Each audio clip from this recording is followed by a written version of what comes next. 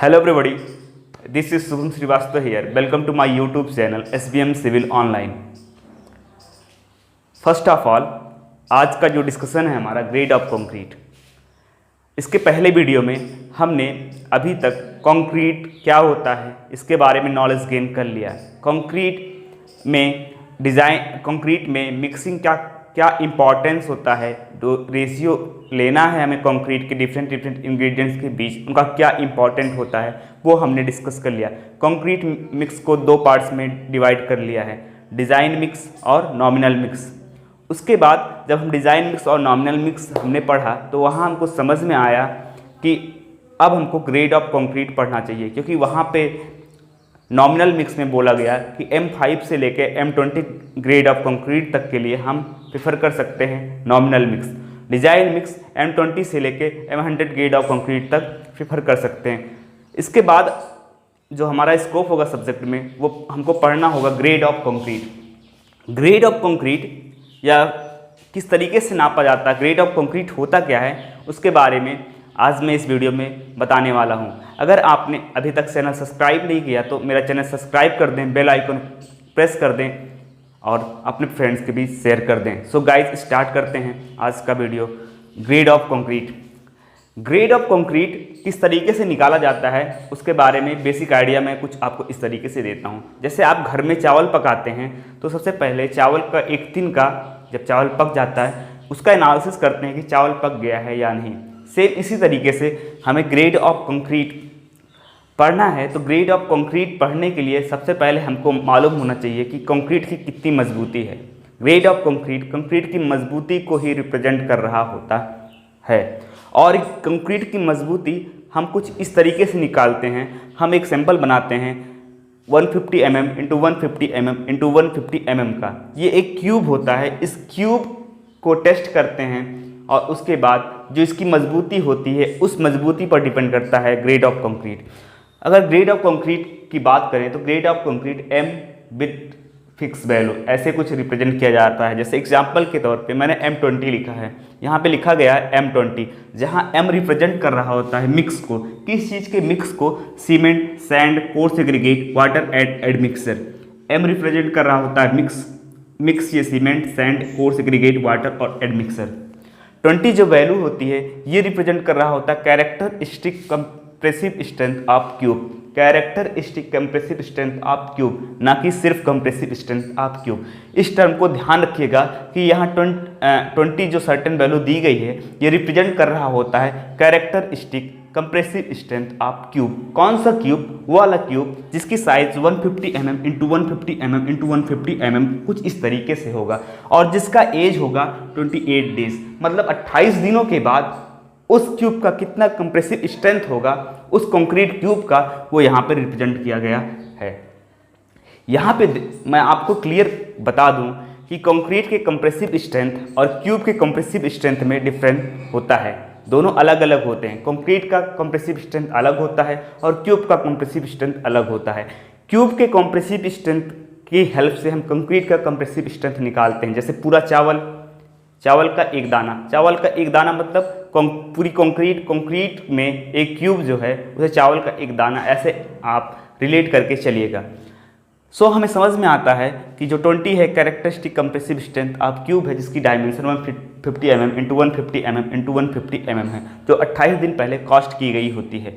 अब इसके बाद हम देखते हैं कि अगर हमको कैरेक्टरिस्टिक स्ट्रेंथ ऑफ क्यूब निकालना है तो सबसे पहले हमें कंप्रेसिव स्ट्रेंथ ऑफ क्यूब चाहिए होता है। देखिए यहाँ लिखा गया है कि characteristic strength of cube concrete cube calculated by with the help of compressive strength of cube. मतलब कंप्रेसिव स्ट्रेंथ ऑफ क्यूब जब हम निकालते हैं तो उसकी हेल्प से कैरेक्टरिस्टिक स्ट्रेंथ निकालते हैं और उसी कैरेक्टरिस्टिक वैल्यू को यहाँ पे लिखा गया होता है और इस तरीके से ग्रेड ऑफ कंक्रीट को रिप्रेजेंट किया जाता है। अब हम बात करते हैं कि डिफरेंट ग्रेड ऑफ कंक्रीट के लिए हमें क्या रेशियो सीमेंट, सैंड, एग्रीगेट का लेके चलना है। अगर हम नॉमिनल मिक्स में बात करें M5 से लेके M25 तक, तो M5, M7.5, M10, M50, M20, M25 grade of concrete के लिए किस तरीके से मिक्स रेशियो रखना है ये लिखा गया है। इस चीज़ को याद करने का एक ट्रिक है, कुछ इस तरीके से समझिएगा। अगर हम इन ऊपर से नीचे तक ऐसे अरेंज कर देते हैं M5 से लेके M25 तक, ठीक।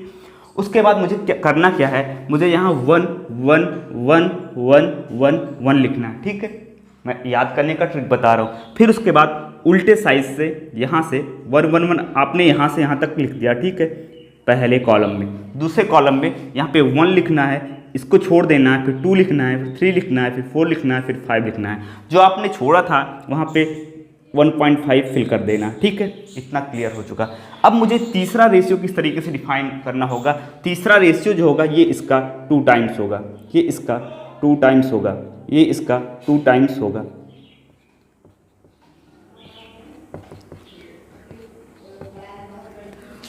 बात समझ में आ गई। फिर से मैं रिपीट करता हूँ। सबसे पहले आपको ऐसे अरेंज करना होगा M5 M7.5 M10 M15 M20 M25। फिर उसके बाद 1 1 1 पहला सफिक्स लिखना है। फिर उसके बाद दूसरे कॉलम में मुझे नीचे से स्टार्ट करना है 1, फिर इसको छोड़ देना है, फिर 2 3 4 5 यहाँ तक पहुँच जाएंगे। यहाँ पे 1.5 फिल कर देना। उसके बाद तीसरा रेशियो हम किस तरीके से डिसाइड कर रहे होंगे, वो पहले का वो सेकंड वाले का 2 गुना हो रहा होगा, जैसे यहाँ पे लिखा गया है। इस तरीके से आप आसानी से मिक्स रेशियो को याद कर सकते हैं। हमारे एग्जामिनेशन में जो बार बार पूछा जाता है, जो डिफरेंट हमारे एग्जामिनेशन होते हैं, SSC JEE हो गया या कोई भी स्टेट इंजीनियरिंग का एग्जामिनेशन होता है, वहाँ M20 ग्रेड ऑफ कंक्रीट के लिए किस तरीके से मिक्स रेशियो रखना है, ये काफ़ी बार पूछा गया है। तो 1 1.5 and 3 M20 grade of concrete के लिए मिक्स रेशियो रखना होता है। अब हम बात करते हैं, जब हमने मिक्स रेशियो पढ़ लिया, concrete mix grade of concrete पढ़ लिया, तो हमें समझ में आ गया कि ग्रेड ऑफ कंक्रीट कुछ इस तरीके से होते हैं। देखिए, हमारे इंडियन स्टैंडर्ड कोड ने ग्रेड ऑफ कंक्रीट को 3 कैटेगरी में डिवाइड किया है। ऑर्डिनरी कंक्रीट के लिए, स्टैंडर्ड कंक्रीट के लिए और हाई स्ट्रेंथ कंक्रीट के लिए। ऑर्डिनरी कंक्रीट के लिए जो ग्रेड ऑफ कंक्रीट दिए गए हैं वो 3 नंबर्स में दिए गए हैं, M10 M15 M20। ये याद रखिएगा, SSC JEE एग्जामिनेशन में ये डायरेक्ट पूछा जाता है कि ऑर्डिनरी कंक्रीट का जो ग्रेड है वो कितने नंबर्स में है। मतलब 3 कंक्रीट के ग्रेड ऐसे हैं जिनको हम ऑर्डिनरी कंक्रीट बोल रहे होते हैं, M10 M15 M20। यहाँ तक क्लियर हो चुका होगा। ऑर्डिनरी कंक्रीट की अगर हम बात करें तो ये छोटे स्ट्रक्चर में, छोटे वर्क में यूज होता है। फिर स्टैंडर्ड कंक्रीट की हम बात करते हैं। स्टैंडर्ड कंक्रीट को 7 कैटेगरी में बांटा गया है, M20 से लेके M55 तक, M20 से लेके M55 तक 5-5 का गैप रखिए। M25 से आ गए M30, M30 से आ गए M35, फिर उसके बाद आए M40, फिर M45, फिर M50 से आ गए M60। तो ये कुल मिला के 7 कैटेगरी में होगा। M55 को 2013 में ऐड किया गया है। इस ग्रुप में 2013 में M55 को ऐड किया गया। पहले 6 ही नंबर में होते थे, बट आज हमारा स्टैंडर्ड कंक्रीट जो है वो 7 ग्रेड के लिए अवेलेबल है, M25 से लेकर M50 तक। फिर आते हैं हाई स्ट्रेंथ कंक्रीट के बारे में डिस्कस करते हैं। हाई स्ट्रेंथ कंक्रीट M60 से लेकर M80 तक वैलिड होता है। मतलब ये जो ग्रेड ऑफ कंक्रीट हैं, इन ग्रेड ऑफ कंक्रीट को हम हाई स्ट्रेंथ कंक्रीट बोल रहे होते हैं। M60 से लेकर M80 तक ये 5 नंबर में है, मतलब 1 2 3 4 5। ये याद रखिएगा। SSC JEE एग्जामिनेशन में डायरेक्ट पूछता है कि जो स्टैंडर्ड कंक्रीट है उसमें कितने नंबर में ग्रेड ऑफ कंक्रीट हैं, तो आप बता सकते हैं 7। इस तरीके से हाई स्ट्रेंथ के बारे में भी पूछा जाता है। और ये कंक्रीट रेशियो किस तरीके से होता है, डिफरेंट ग्रेड के लिए मिक्स रेशियो किस तरीके से होता है, वो मैंने आपको अच्छे से बता दिया। यहाँ सबसे बेसिक जो ध्यान रखने वाली बात है, अपने दिमाग में फिट करके चलिए कि ग्रेड ऑफ कंक्रीट और कंप्रेसिव स्ट्रेंथ ऑफ कंक्रीट और compressive strength of cube, concrete cube, दोनों में डिफरेंट होता है, दोनों में अंतर होता है। वो मैं आगे के लेक्चर्स में एक्सप्लेन करने वाला हूँ।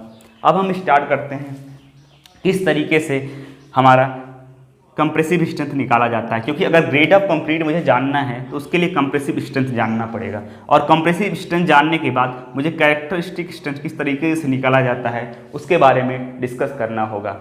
आपको शायद इतनी बात अच्छे से समझ में आ चुकी होगी। सो हम स्टार्ट करते हैं कंप्रेसिव स्ट्रेंथ ऑफ कंक्रीट या compressive strength of concrete cube. दोनों में क्या डिफरेंट होता है मैं आपको बताने वाला हूँ गाइस। ये डाउट काफ़ी स्टूडेंट के मन में रहता है कि दोनों में क्या अंतर है।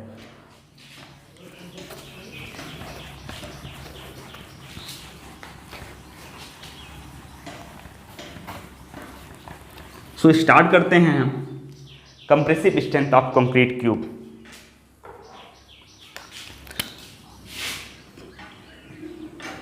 कंप्रेसिव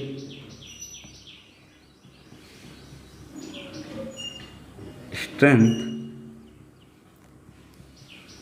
ऑफ कंक्रीट, और जो इसके बाद में लिखने जा रहा हूँ वो बहुत ही इंपॉर्टेंट है, कंक्रीट क्यूब। इसको कंक्रीट क्यूब पूरा लिखा गया है, इसको इस तरीके से पढ़िएगा, ना कि सिर्फ कंक्रीट, क्योंकि ये कंक्रीट क्यूब का निकाला जा रहा है कंप्रेसिव स्ट्रेंथ, कंक्रीट क्यूब। ठीक, जब कंक्रीट क्यूब का निकाला जा रहा है तो सबसे पहली बात आती है कि इस क्यूब का साइज क्या होने वाला है। तो अगर हम साइज की बात करें तो साइज जो होगा क्यूब का, कुछ इस तरीके से हमारे पास क्यूब होगा, आपने देखा भी होगा लैब में, इस तरीके से क्यूब होगा जिसकी साइज होगी 150 इंटू 150 इंटू 150 mm। अगर mm में बात करेंगे तो ये होगा, अगर सेंटीमीटर में बात करेंगे तो ये होगा। इतनी बात क्लियर हो रही होगी।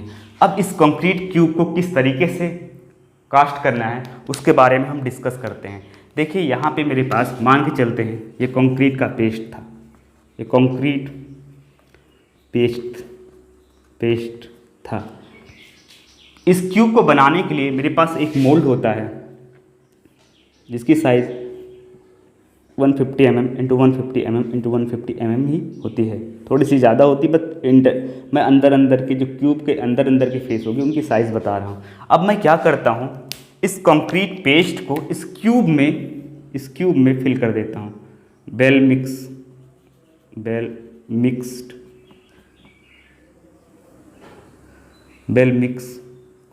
पेस्ट, किसका पेस्ट है?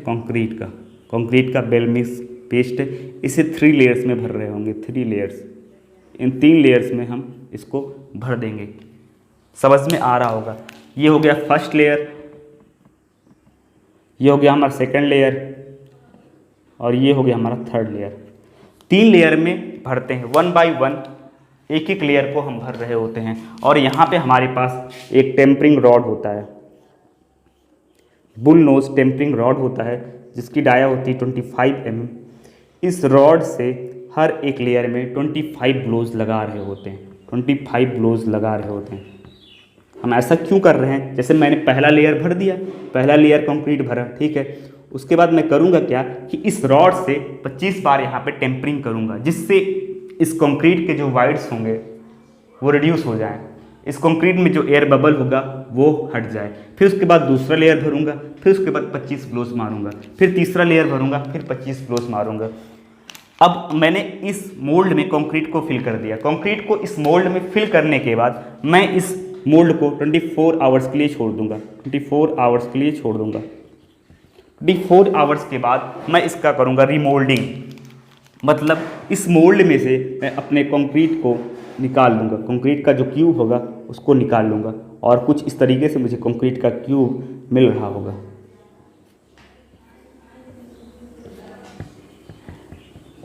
क्यूब ऑफ कंक्रीट, कुछ इस तरीके से कंक्रीट का क्यूब मिल रहा होगा।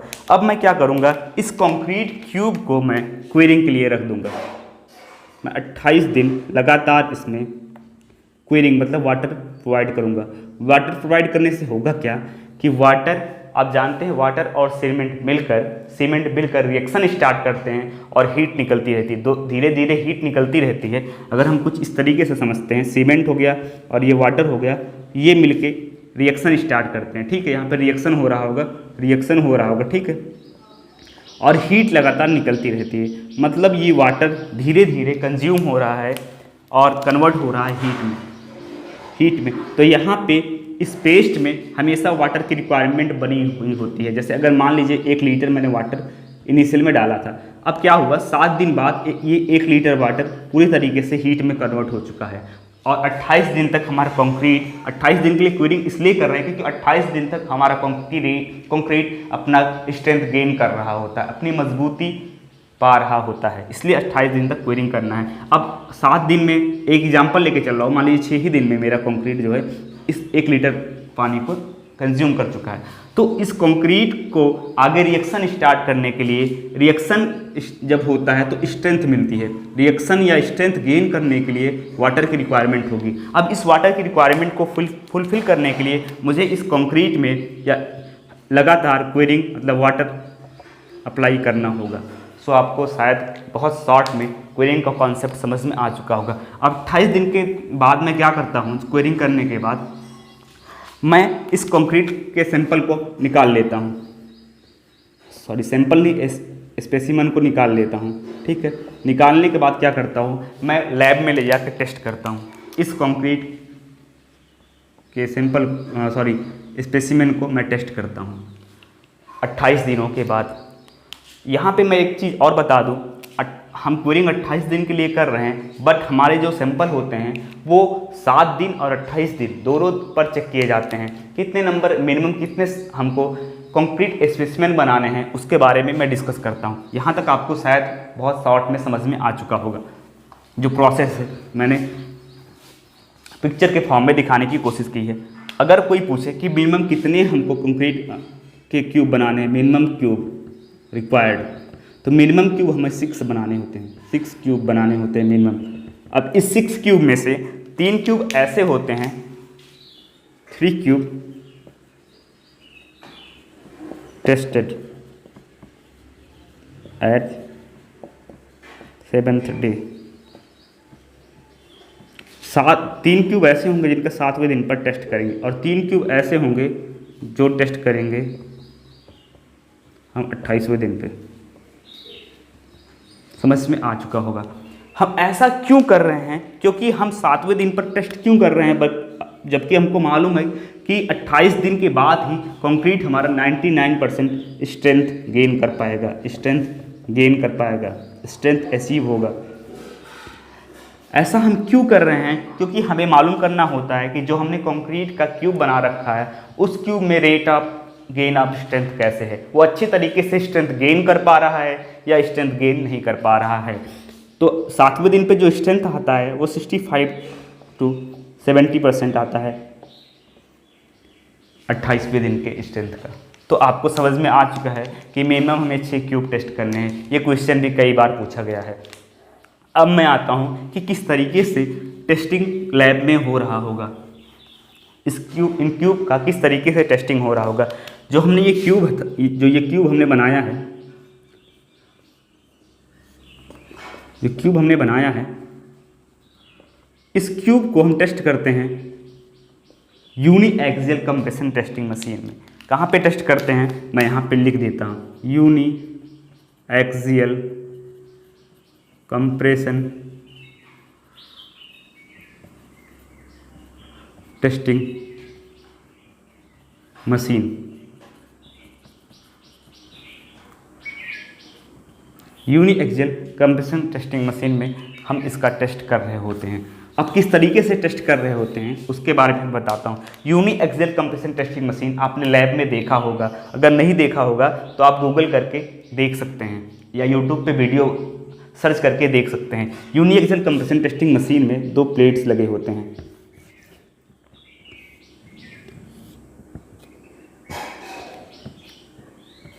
यहाँ पे 2 प्लेट होते हैं, एक अपर प्लेट होता है, एक लोअर प्लेट होता है। ये हमारा हो गया लोअर प्लेट और ये हो गया अपर प्लेट। ओके, अब इसके बीच मैंने क्या किया, इन दोनों प्लेट्स के बीच कंक्रीट को अपने कंक्रीट से जो हमारा कंक्रीट का स्पेसिमेन था, क्यूब था, उस क्यूब को यहाँ पर प्लेस कर दिया। ठीक है, उस क्यूब को हमने यहाँ पे रख दिया है। अब होता क्या है कि ये लोअर प्लेट और अपर प्लेट है uniaxial compression testing machine का। यूनी एक्सियल क्यों बोल रहे हैं समझने की कोशिश करिएगा।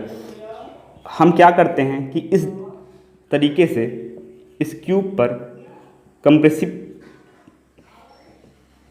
फोर्स अप्लाई कर रहे होते हैं, कंप्रेसिव फोर्स इस तरीके से क्यूब पर अप्लाई कर रहे होते हैं, और कंप्रेसिव फोर्स अप्लाई होने की वजह से क्यूब में स्ट्रेस जनरेट हो रहा होता है, कंप्रेसिव स्ट्रेस जनरेट हो रहा होता है, और इस कंप्रेसिव स्ट्रेस को हम यहाँ पर नाप रहे होते हैं, यहाँ पे इस पर्टिकुलर वैल्यू को नाप रहे होते हैं। ठीक है, इतना तक अरेंजमेंट समझ में आ चुका है। अब होता क्या है कि धीरे धीरे इस हम लोड को बढ़ाते, इस हम जो कंप्रेसिव फोर्स लगा रहे हैं इसको बढ़ाते जाते हैं। यूनी एक्सियल क्यों बोल रहे हैं? क्योंकि ये सिर्फ और सिर्फ वाई डायरेक्शन से ही आ रहा है, सिर्फ और सिर्फ एक ही डायरेक्शन में आ रहा है, इसलिए इस मशीन को uniaxial compression testing machine बोलते हैं। यहाँ तक आपको क्लियर हो चुका होगा। तो 3 क्यूब तो मैं 7वें दिन पर टेस्ट कर लूँगा, 3 क्यूब मैं 28वें दिन पर टेस्ट करूँगा। तो इस तरीके से मैं क्यूब का टेस्ट कर रहा हूँ। यहाँ पे इस तरीके से यहाँ पे कंप्रेसिव फोर्स लग रहा होगा और इस क्यूब में स्ट्रेस जनरेट हो रहा होगा, क्योंकि क्यूब अपने डिफॉर्मेशन यहाँ लाने की कोशिश की जा रही है उसको अपोज कर रहा होगा। तो उसको अपोज करने के लिए ये इंटरनल स्ट्रेस जनरेट कर रहा होगा। जिस स्ट्रेंथ वैल्यू पर या जिस कंप्रेसिव स्ट्रेंथ की वैल्यू पर यहाँ पर क्रैक्स जनरेट हो जाता है, इस क्यूब में क्रैक्स जनरेट हो जाते हैं, इस पर्टिकुलर वैल्यू पर जिस वैल्यू पर यहाँ पर क्रैक्स जनरेट हो जाते हैं, उस पर्टिकुलर कंप्रेसिव स्ट्रेंथ की वैल्यू को, उस पर्टिकुलर कंप्रेसिव स्ट्रेस की वैल्यू को, मतलब यहाँ पे हमने बेसिकली नापते फोर्स हैं लेकिन उसको कन्वर्ट कर देते हैं एरिया से, क्योंकि एरिया तो हमें क्यूब का पता होता है। क्यूब का एरिया कुछ इस तरीके से पता होता है, 150 × 150, 150 × 150। तो यहाँ तो लोड शो हो रहा होता है क्योंकि यहाँ तो लोड लगा रहे हैं, बट एरिया से डिवाइड करके हम स्ट्रेस निकाल लेते हैं कि कितने स्ट्रेस पे जहाँ पे क्रैक्स जनरेट होगा वो वैल्यू यहाँ से नोट कर ले। मान लीजिए नोट कर लिया, P वैल्यू आया यहाँ से, यहाँ पे गेज लगे होते हैं। उसके बाद मुझे एरिया मालूम है, मैं एरिया से डिवाइड कर देता हूँ। एरिया से डिवाइड कर देता हूँ तो जिस स्ट्रेस वैल्यू पर इस क्यूब में क्रैक्स जनरेट हुआ वही स्ट्रेस वैल्यू इस क्यूब का कंप्रेसिव स्ट्रेंथ हो जाता है, कंप्रेसिव स्ट्रेंथ हो जाता है। इस बात को आप ऐसे समझिएगा कि आप दो बंदे से आसानी से लड़ सकते हैं। ठीक है, 2 बंदे से आप आसानी से लड़ सकते हैं। आप जिम में जाते हैं, बढ़िया हट्टे कट्टे हैं, 2 बंदे आते हैं उनसे लड़ सकते हैं। बट जब 3 बंदे आ जाते हैं तो आप खुद ही पिट जाते हैं। तो मतलब 2 बंदों तक तो आप आसानी से लड़ रहे थे, लेकिन जब 3 बंदा आ गया तो आप खुद ही फेल कर गए। तो आपका स्ट्रेंथ कितनी है? 2 बंदे तक ही है ना। आपकी स्ट्रेंथ कितनी है जब तक आपने फेल नहीं हुआ? तो जिस वैल्यू पर जाके फेल होती है, जहाँ पे पहला क्रैक्स जनरेट होता है, उसी स्ट्रेस वैल्यू को हम कंप्रेसिव स्ट्रेंथ ऑफ क्यूब बोलते हैं। कंप्रेसिव स्ट्रेंथ ऑफ क्यूब बोलते हैं। समझ में आ गया होगा। और ये कौन सा क्यूब था? ये वो वाला क्यूब था जो 28 दिन के बाद आया। 28 दिन क्वेरिंग के बाद ये वाला क्यूब आया था uniaxial compression testing machine में टेस्ट करने के लिए। 7वें दिन वाले क्यूब का जो रिजल्ट होता है उसे हम कंप्रेसिव स्ट्रेंथ ऑफ क्यूब के कैलकुलेशन में यूज़ नहीं करते। शायद मैंने आपको अच्छी तरीके से यहाँ पे बता दिया होगा कि कंप्रेसिव स्ट्रेंथ ऑफ क्यूब किस तरीके से निकाला जाता है। सो गाइस, अगर आज का वीडियो आपको पसंद आया हो तो चैनल को लाइक, सब्सक्राइब, कमेंट और शेयर जरूर करिए। अब हम कंप्रेसिव स्ट्रेंथ ऑफ क्यूब तक पढ़ चुके हैं। इसके बाद हम पढ़ेंगे किस तरीके से कैरेक्टरिस्टिक स्ट्रेंथ निकाला जाता है। अगर थोड़ा सा और देखने की कोशिश करें इसी वीडियो में, मैं आपको थोड़ा सा आगे डिस्कशन ले जाता हूँ। मैं बताने की कोशिश करता हूँ कि कंप्रेसिव स्ट्रेंथ ऑफ क्यूब और कंप्रेसिव स्ट्रेंथ ऑफ कंक्रीट में क्या अंतर है। आप जब क्यूब टेस्ट कर रहे थे तो आपका क्यूब कुछ इस मैनर में इस साइज का था। ठीक है, ये क्या हो गया? ये हो गया क्यूब। इसमें क्या फिल था? कंक्रीट। ठीक है, आप इस कंक्रीट को किसी बिल्डिंग के कंस्ट्रक्शन में मान लीजिए यूज कर रहे हैं। ये बिल्डिंग बन रही है, ये बिल्डिंग बन रही है, और यहाँ क्या लगा होगा? कंक्रीट लगा होगा। अब यहाँ लैब में टेस्ट किया गया और लैब में टेस्ट करने के बाद इसकी कुछ स्ट्रेंथ आएगी, इसकी कुछ स्ट्रेंथ आएगी, और इस कंक्रीट को जब इस बिल्डिंग में लगा दिया गया, तो इस कंक्रीट का भी यहाँ पे कुछ स्ट्रेंथ रहा होगा। बट आप रियलाइज करिए कि जितना स्ट्रेंथ यहाँ पे आया होगा उतना स्ट्रेंथ कंक्रीट का जब पूरे बिल्डिंग में लग चुका है तब नहीं मिल रहा होगा। ऐसा क्यों हो रहा होगा वो मैं बताता हूँ, तब आपको समझ में आ गया कि compressive strength of concrete cube और कंप्रेसिव स्ट्रेंथ ऑफ कंक्रीट में क्या अंतर है। इसलिए हो रहा होगा क्योंकि जब हमने क्यूब टेस्ट किया तो हमने माना कि सिर्फ और सिर्फ यूनी एक्सियल कंप्रेशन यहाँ पे लग रहा होगा। Compression testing machine uniaxial compression testing machine में चेक किया। बट अगर बिल्डिंग के कंक्रीट को यहाँ जूम करते हैं, मान लीजिए जूम करके मैंने ये सैंपल दिखाया, ठीक है, कंक्रीट सैंपल दिखाया, इसको मैं कंक्रीट बोल देता हूँ, ठीक है। तो यहाँ पे हो क्या रहा होगा, यहाँ पे इस कंक्रीट में हर तरफ से फोर्स लग रहा होगा। हो सकता है इधर से भी लग रहा हो, इधर से भी लग रहा हो, इधर से भी लग रहा हो सकता है सिर्फ एक्स डायरेक्शन में लग रहा हो, सिर्फ वाई डायरेक्शन में लग रहा हो सकता है कॉम्बिनेशन ऑफ फोर्स लग रहा हो। तो यहाँ पे इस कंक्रीट पर बहुत ढेर सारे डायरेक्शन से फोर्स आ रहा है और इस कंक्रीट पर जब स्पेसिमेन बना के चेक किया गया था तो सिर्फ और सिर्फ एक ही डायरेक्शन में फोर्स या अप्लाई करके चेक किया गया था। तो आपको समझ में आ रहा होगा कि दोनों की स्ट्रेंथ में तो वेरिएशन होने ही वाला है। दूसरी बात समझते हैं, यहाँ कंक्रीट का जो हमने सैंपल बनाया है, इस सैंपल का स्पेशल डायमेंशन ले रखा है कि 150 mm into 150 mm into 150 mm ही रखना है। बट यही कंक्रीट जब यहाँ पे लगा दी गई है तो यहाँ पे डायमेंशन जैसा कोई बात नहीं होगा। इसलिए कंप्रेसिव स्ट्रेंथ ऑफ कंक्रीट और compressive strength of concrete cube में अंतर होता है। किस तरीके से अंतर होता है वो मैं बताता हूँ। अगर कोई बोले कि कंप्रेसिव स्ट्रेंथ ऑफ कंक्रीट निकालना है सिर्फ, तो मैं कुछ इस तरीके से निकालूंगा। कंप्रेसिव स्ट्रेंथ ऑफ कंक्रीट को कुछ इस तरीके से डिफाइन करूंगा, ध्यान से देखिएगा। इसको बोलूंगा compressive strength of concrete cube divided by factor 1.5 factor से क्यों रिड्यूस कर रहे हैं कंप्रेसिव स्ट्रेंथ ऑफ कंक्रीट को, मैंने बताया इसके दो रीज़न है। पहला रीज़न ये है साइज, कि जो हमने साइज कंक्रीट का टेस्ट किया क्यूब का, वो तो एक स्पेशल मैनर में किया, बट वही कंक्रीट जब बिल्डिंग में लगा था तो वहाँ पे साइज जैसा कोई बात नहीं था। दूसरा कि किस तरीके से फोर्स अप्लाई हो रहे हैं, किस तरीके से कंक्रीट पर फोर्स अप्लाई हो रहे हैं, उसके बारे में भी यहाँ दोनों में वेरिएशन था। तो इसीलिए हम कंप्रेसिव स्ट्रेंथ ऑफ कंक्रीट को रिड्यूस कर देते हैं 1.5 फैक्टर से। गाइस, आज का लेक्चर बहुत इंपॉर्टेंट है और यहाँ पे कंप्रेसिव स्ट्रेंथ ऑफ कंक्रीट और compressive strength of concrete cube में डिफरेंट क्रिएट किया गया है। सो गाइस, अगर आज का लेक्चर आपको समझ में आया हो तो चैनल को लाइक, सब्सक्राइब, कमेंट और शेयर ज़रूर करिएगा। तब तक के लिए आप पढ़ते रहिए और बढ़ते रहिए। तब तक के लिए बाय बाय।